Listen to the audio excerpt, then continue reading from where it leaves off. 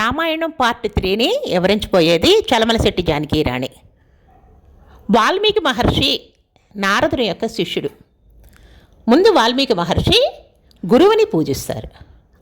మనందరం కూడా పూజ మొదలు పెట్టుకునేటప్పుడు లేదా ఏదైనా మంచి పని చేసేటప్పుడు గురువుని పూజించడం అలవాటు.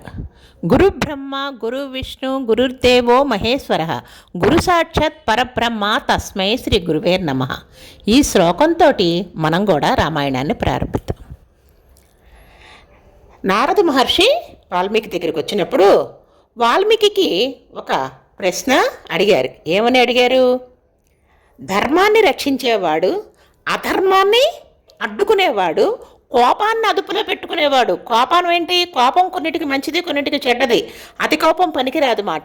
మన కంట్రోల్లో మన కోపం ఉండాలని అర్థం. కోపాన్ని కూడా జయించేవాడు. అలాగే 16 కళలు కలవాడు. అటువంటి మనిషి, అటువంటి మానవుడు ఈ లోకంలో ఉన్నారా? ఎవరైనా అంతటి మహాత్ముడు ఉంటే నాకు వారి గురించి చెప్పండి అన్నారు. ఇక్కడ ఆశ్చర్యకరమైన విషయం ఏంటంటే అప్పటికే సీతమ్మ వారు వాల్మీకి ఆశ్రమంలో ఉంది. నారద మహర్షి ఎవరి గురించి చెప్పబోతున్నారు? ఆ సీతమ్మ వారి భర్త అయిన శ్రీరామచంద్రమూర్తి గురించియే చెప్తున్నారు. నారద మహర్షి ఒక చిరునవ్వు నవ్వి, చాలా మంచి ప్రశ్న వేశావు, నేను అటువంటి అతని గురించి చెప్తాను. శ్రీరామచంద్రమూర్తి ఉన్నారు.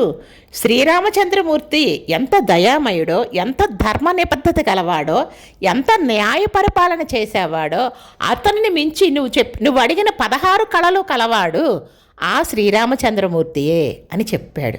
అని నారదుడు 100 శ్లోకాలతోటి రామాయణాన్ని సంక్షిప్తంగా చెప్పారు.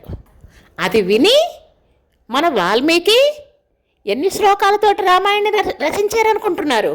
24,000 శ్లోకాలతోటి రామాయణ పవిత్ర గ్రంథాన్ని వాల్మీకి మహర్షి రచించారు.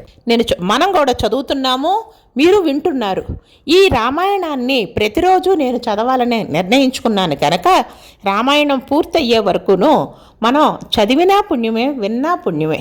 మీకు తెలిసిన వాళ్ళందరికీ కూడాను ఇది షేర్ చెయ్యండి. ఇలాంటి గొప్ప రామాయణ కథను శిష్యుడైన వాల్మీకి మహర్షికి వివరించిన నారదుడు తాను గురువనే అభిమానాన్ని కూడా విడిచిపెట్టేశాడు.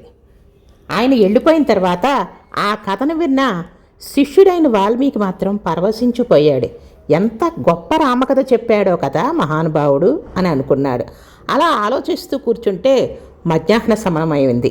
సంధ్యావందనానికి వెళ్ళాలి.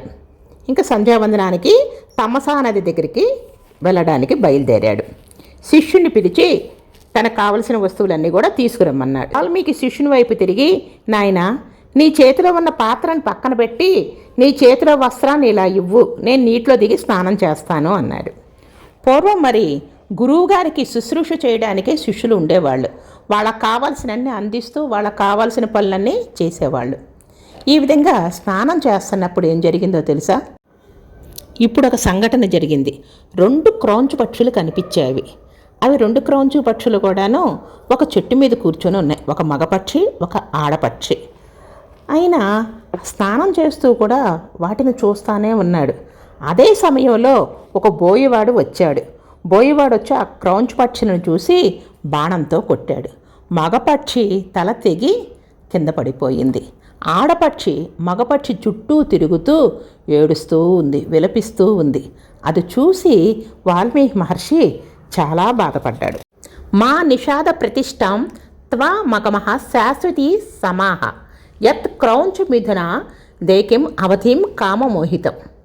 ఓ దుర్మార్గుడైన బోయవాడా, ఈ 2 క్రౌంచు పక్షుల్లో ఒక క్రౌంచు పక్షిని చంపి మహాపాపం చేశావు. నువ్వు తొందరలోనే మరణం పొందుతావు అని బోయవాడిని శపించాడు.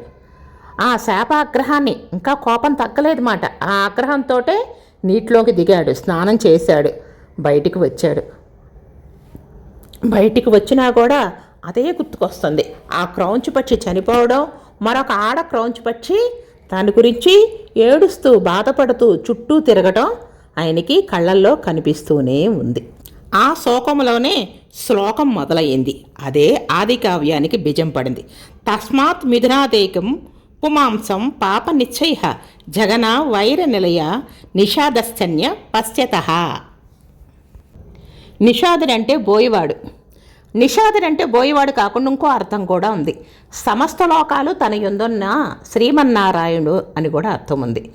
పాప నిశ్చయుడే క్రౌంచు పక్షులుగా యుక్తాగిత విచక్షణ మాని బ్రహ్మ ఇచ్చిన వరం చేత క్రౌంచి అయిన మండోదరితో కలిసి ఉన్న రావణాసురుని తన బాణం పెట్టి కొట్టి శ్రీనివాసుడు చంపేశాడు.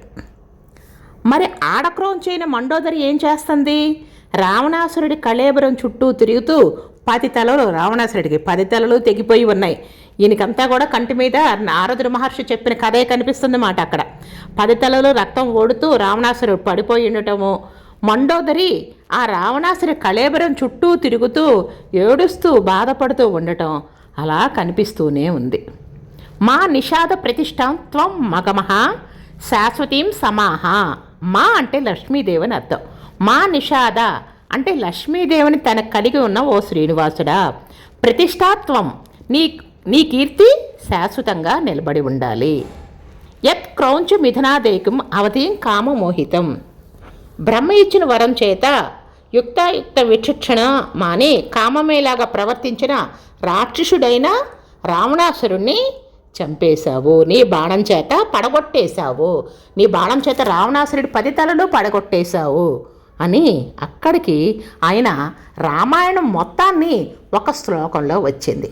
శ్లోకంలోంచి శ్లోకం వచ్చింది ఎవరికి? వాల్మీకి మహర్షి. క్రౌంచు పక్షి యొక్క మరణం చూసి, మరొక క్రౌంచు పక్షి యొక్క విషాదం చూసి ఆయనకి రామాయణాన్ని నోటి వెంబట అసువుగా వచ్చింది. మరి రేపు రామాయణాన్ని ప్రారంభిద్దాం. ఈరోజు మనం తెలుసుకుందేంటి? వాల్మీకి మహర్షి నారద మహర్షి యొక్క సంభాషణలు, క్రౌంచ్ పక్షి యొక్క విషాదగాథని, అది చూసి వాల్మీకి మహర్షి మనసులో కలిగిన అలజడిని, అది రామాయణం రాయడానికి ఎలా బీజం పడిందో మనం తెలుసుకున్నాము. మరి రేపటి నుంచి రామాయణ మహాకావ్యాన్ని మీరందరూ వినడానికి సిద్ధంగా ఉండండి.